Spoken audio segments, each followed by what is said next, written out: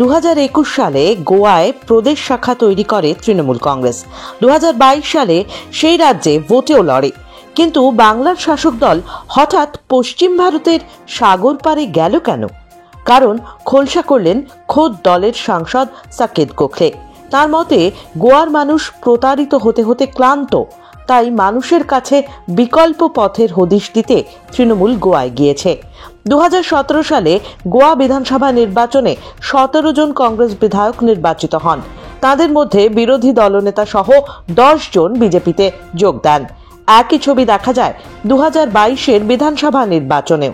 জিতে আসা 11 জন কংগ্রেস বিধায়কের মধ্যে 8 জন বিজেপিতে যোগ দেন। দল বদলান খোদ বিরোধী দলনেতাও। সাকেতের মতে, গোয়ার মাটিতে বিজেপির সঙ্গে রাজনৈতিক লড়াই করার জন্য ভরসাযোগ্য বিরোধী প্রয়োজন। সেই ভূমিকা পালনে একমাত্র যোগ্য মমতা বন্দ্যোপাধ্যায়ের তৃণমূল কংগ্রেস। তার মতে, একদিন গোয়া পরিচালনা করবে গোয়ার নাগরিকেরা এবং গোয়া তৃণমূল গোয়ার উন্নয়নে প্রতিজ্ঞাবদ্ধ।